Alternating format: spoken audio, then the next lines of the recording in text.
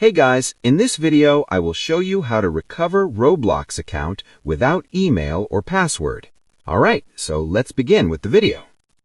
Start by opening the Roblox app and tapping Sign In, or if you're on a computer, go to roblox.com.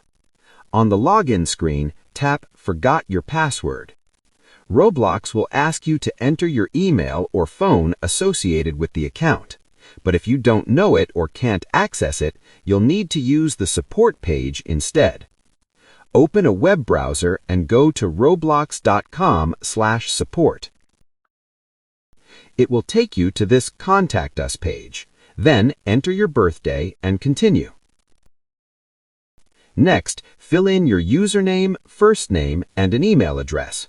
For the email, you can either enter the email that was originally linked to the account or use a different email that you currently have access to. After that, select your device type, for example, iPhone or PC. Under the Issue options, choose I can't log in, then select I forgot my password.